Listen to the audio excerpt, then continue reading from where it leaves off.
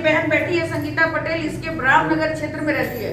कितने घरों में हम लोग गैस सिलेंडर ऐसे उलट उलट के उसमें सब्जी उब्जी बोरा बोरी सब रखे हैं, कुछ ऐसा मतलब उनके पास जलाने को पैसा नहीं है। तो ये सरकार आप सबको अच्छे से समझ लीजिए कि अभी अगर 24 में अगर हम लोग इनको नहीं हटाए तो ये हमसे वोट देने का अधिकार हमारे पास तब नहीं रहेगा। और आज आपको 5 किलो राशन भी इसलिए दे रहे हैं कि वोट इनको लेना है। जिस दिन आपसे वोट नहीं लेना रहेगा आपको राशन भी क्यों देंगे। और ये देश गुलाम पहले की तरह पहले जैसे गुलाम था तो सबसे पहले देश को आजादी दिलाने के लिए झांसी लक्ष्मीबाई तलवार लेके उठी थी, महिला थी वो भी।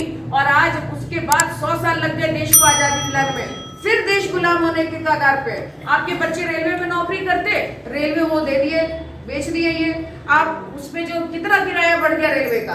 आपके बच्चे बैंक में नौकरी करते, कितनी बैंक खत्म हो गए, सारे बैंक मर्ज करके एक बैंक बना दिए, कितनी छटनी होने लगी। आज बीटेक एमटेक बच्चे कर रहे हैं, उनको नौकरी नहीं मिल रही है। पहले कैंपस सिलेक्शन हो जाता था, बच्चों का प्लेसमेंट हो जाता था, अब बच्चे बेरोजगार बैठे हैं। आज आप जितनी भी संस्थाएं देख लीजिए, जब से ये योगी मोदी की सरकार आई है किसी को भी नौकरी कहीं नहीं मिली। आंगनबाड़ी जो आंगनबाड़ी महिलाएं काम करती थी वो भी परेशान है। बदायूं पश्चिम की तरफ जितने जिलों में गए, बदायूं, बरेली, पीलीभीत, इन सब जिलों में आशा बहुएं इकट्ठा हो के मुझसे मिलने आती थी, कहती थी अरे मैडम किसी तरह ये सरकार बदलवाइए, यहाँ 7 महीने से सैलरी नहीं मिल रही है। काम तो ये खूब करवाते हैं और तनख्वाह देने के लिए इनके पास नहीं है, क्योंकि इनका सारा पैसा प्रचार प्रसार में लगता है। हिंदू मुस्लिम करने के अलावा इनके पास और कोई काम नहीं है।